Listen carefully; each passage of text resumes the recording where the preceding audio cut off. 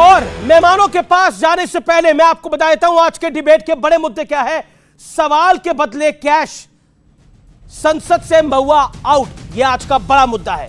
दूसरा बड़ा मुद्दा है भ्रष्टाचार के खिलाफ मोदी की गारंटी, और तीसरा बड़ा मुद्दा है मोदी फैक्टर, जिसको पुतिन से लेकर देश के 5 राज्यों के चुनाव में हमने देखा है।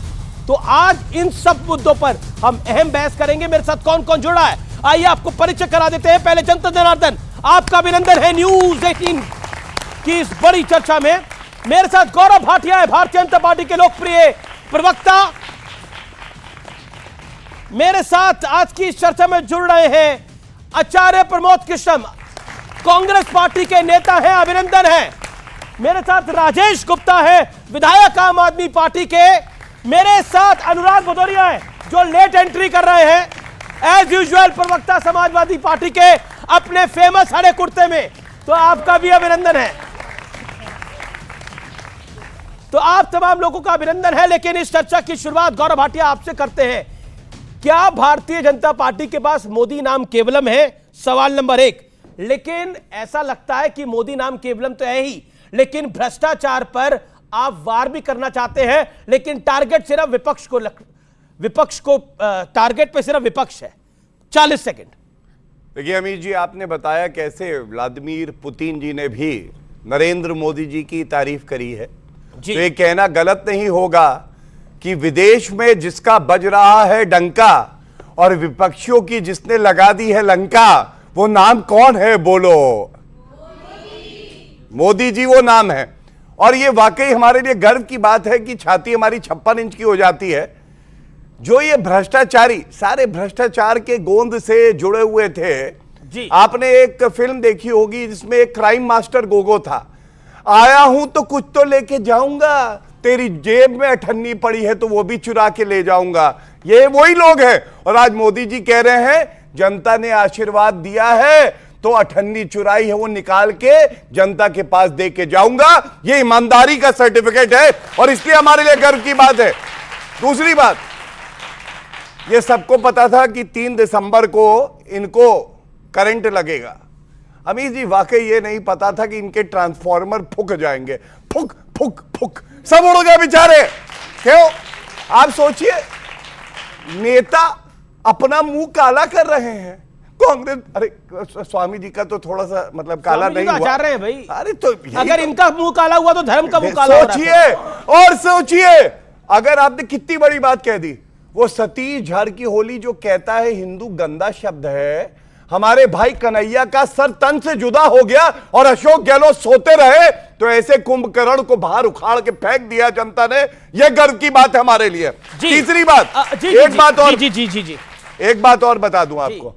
आपने फॉर्म में है पूरे? हाँ नहीं, देखिए ऐसा है क्या, भारतीय जनता पार्टी में हमारे जो नेता हैं नरेंद्र मोदी जी, तेंदुलकर, विराट कोहली, द्रविड़, धोनी, सबको मिला दीजिए, वो शक्ति, वो ऊर्जा, राष्ट्र के प्रति प्रेम है वो तो नरेंद्र मोदी जी का है। उनका प्रवक्ता कैसे ना जो है जोश में हो और जनता के दिल की आवाज में जानता हूं। मैं अंत करूंगा एक बात कह के। महुआ मोइत्रा की आपने बात करी जी। चाहे गांधी परिवार हो, चाहे उधर अखिलेश यादव हो उनका परिवार हो, चाहे महुआ मोइत्रा हो, चाहे कोई और हो, चाहे पापी आपके अरविंद केजरीवाल हो, कानून से ऊपर नहीं हो। संसद की गरिमा को भंग करोगे तो निष्कासित भी होगे, निकाल भी दिए जाओगे। ये होना चाहिए लोकतंत्र में जो अब हो रहा है। मैं कह रहा हूं आचार्य जी, आपके पास आता हूं। आपको राम मंदिर में जब प्राण प्रतिष्ठा करी जाएगी उसका न्योता मिला है, ये वाकई देश के लिए भी गर्व की बात है। लेकिन वो विषय अलग है। लेकिन मैं इस विषय को छूना चाहता हूं। इनका जोश तो हाई है और आपके यहां मुंह काला कलाई है। मतलब मैं इसलिए ये बोल रहा हूं कि आपके नेता ये कर रहे हैं। और ये सवाल मैं आज इसलिए आपसे पूछ रहा हूं, क्या आपको लगता है भ्रष्टाचार को लेकर पूरा गठबंधन फंस रहा है? कहीं महुआ मोइत्रा है, कहीं एक सांसद के घर से 200 करोड़ रुपए कैश निकल आए हैं। 200 करोड़ क्या, मुझे नहीं लगता किसी ने 2 करोड़ या कैश देखे होंगे, लेकिन 200 करोड़ कैश निकल आए। आचार्य जी, कैसे बचिएगा इन सब चीजों से? और देखिए अमीश देवगन जी, 2-3 बात हैं। पहली बात यह है, भगवान श्री राम की जन्मभूमि के मंदिर के उद्घाटन समारोह, प्राण प्रतिष्ठा समारोह में मुझे श्री राम जन्मभूमि तीर्थ क्षेत्र ने मुझे आमंत्रित किया है, बल्कि मैं इसको आमंत्रण नहीं मान रहा हूँ, मैं इसको अपने पूर्व जन्मों के प्रारब्ध के पुण्यों का फल मांग रहा हूँ। बहुत बढ़िया, और भगवान की जोरदार तालियां इस बात पे जी। इसका मैं आभार प्रकट करता हूँ। दूसरी बात यह है कि मैं आज थोड़ा सा चिंतित हूँ। चिंतित इस बात से हूँ कि पुतिन रूस के राष्ट्रपति हैं, उन्होंने हमारे देश के प्रधानमंत्री की तारीफ़ कर दी है, तो हमारे देश में कुछ ऐसे लोग भी हैं जो पुतिन को भी कहेंगे कि तुम भाजपाई हो। कहीं पुतिन को भाजपाई होने का वो सवाल ना खड़ा कर दें। हमारे हैं कुछ ऐसे वामपंथी मित्र जो ये कहेंगे पुतिन भी भाजपा ज्वाइन करेगा। नहीं, उधर मत देखिए, भदौरिया जी वो वामपंथी नहीं है। भदौरिया जी तो नीचे देख रहे थे। नहीं, दूसरा, अब तीसरा पॉइंट आया आपका कि ये पैसा मिला, ये मिला, वो मिला। बिल्कुल ठीक है, 2-4 करोड़ रुपया तो एजेंसियां रख देती हैं, जैसे हमारे यहाँ छत्तीसगढ़ में एक टेम्पो में रख दिया था, लेकिन ये 200 करोड़ की रकम है, तो मैं इसे ऐसे नहीं मानता। ये नहीं कहूँगा कि एजेंसियों ने रख दिया होगा, ज़रूर कहीं ना कहीं कुछ गड़बड़ है, लेकिन हमें इस देश की न्यायपालिका पर, एजेंसियों पर पूरा भरोसा है। मुझे ऐसा लगता है कि गौरव भाटिया जी शायद ज़्यादा जानते होंगे कि इन्होंने चुनाव के बीच में कहा था भाई भूपेश बघेल जी को 5 करोड़ 6 करोड़ रुपया जो है वो कैश पकड़ा गया कि ये बघेल जी का है। फिर कहा कि हम किसी एक महादेव ऐप आया कि जी 500 कुछ करोड़ रुपया हमने चीफ मिनिस्टर को दिया। अब चुनाव खत्म हो गया, रिजल्ट आ गया, कांग्रेस हार गई, बीजेपी जीत गई। क्या गौरव भाटिया जी वो जो आपने आरोप लगाया और जो धन मिला उसकी कार्रवाई या उसकी जांच कहीं आगे तक बढ़ाएंगे, या सिर्फ हमारे नेताओं को बदनाम करने के लिए ये हथकंडे आप अपनाते हैं? ये मेरा सवाल है। ओके, गौरव भाटिया, गंभीरता से जी, ये सारे भ्रष्टाचारी विपक्ष में ही है। मैं पहले तो बधाई दूंगा कि इन्होंने अपने पिछले जन्म में जो पुण्य किए हैं उसका प्रारब्ध है, लेकिन किसी ने पाप भी किया है और वो प्रायश्चित कर रहा है। जिसने कहा भगवान राम काल्पनिक हैं, वो कौन है? 52 साल के अपरिपक्व नेता राहुल गांधी और कांग्रेस पार्टी। और मैं आपको बता दूं, अगर भारत में रहना है तो ईश्वर और भगवान राम कहना है, यही हमारे डीएनए में है, यही हमारी सोच है, यही हमारी संस्कृति है। दूसरी बात, भाई साहब ने कहा कि आपने महादेव ऐप पे आरोप लगाए।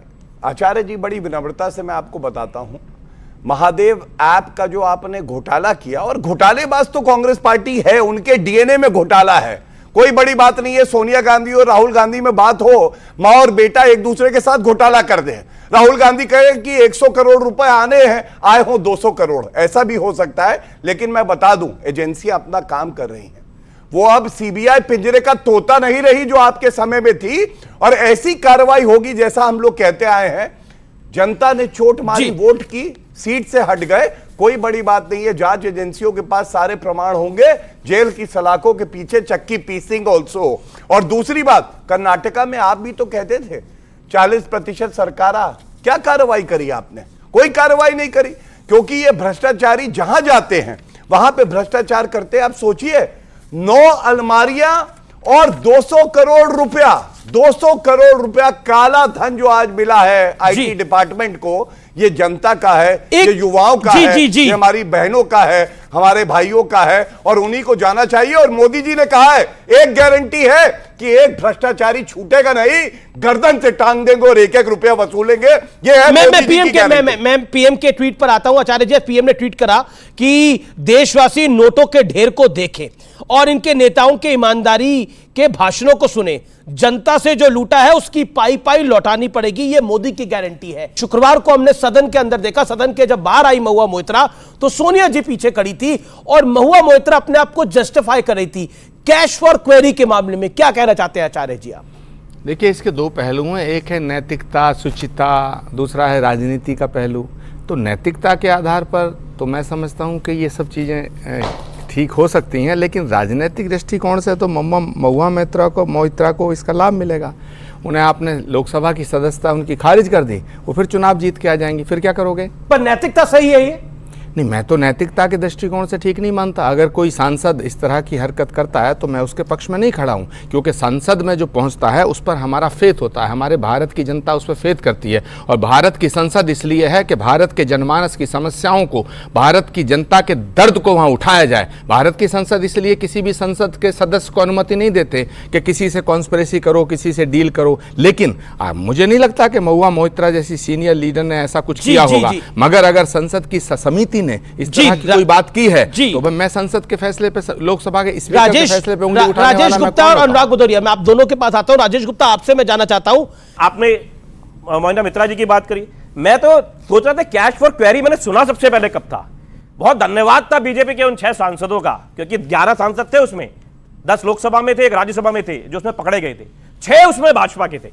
और उस वक्त आडवाणी जी ने कहा था कि ठीक है इन्होंने करप्शन तो करा, लेकिन उससे बड़ी बात यह कि स्टूपिडिटी है और इनकी सदस्यता रद्द करना बहुत बड़ी सजा है, ऐसा नहीं होना चाहिए। तो क्या आज गौरव भाटिया जी ये कहेंगे कि आडवाणी जी गलत थे? ठीक है, ये अच्छा पॉइंट है, ये अच्छा पॉइंट है। आडवाणी जी गलत थे, Gaurav Bhatia, then Anurag, I will come to you. Gaurav Bhatia. देखिए, सबसे पहले इंदिरा गांधी पर आप पे आऊंगा आचार्य जी। मेरे देश के चुने हुए प्रधानमंत्री को हिटलर बुलाते हैं ना, तो मैं ये कहूंगा ओसामा बिन लादेन की पार्टी के और इदी अमीन से बड़ा कोई डिक्टेटर नहीं था, जनता को मारता था, ठगता था। वो इदी अमीन की पार्टी के ये प्रवक्ता हैं।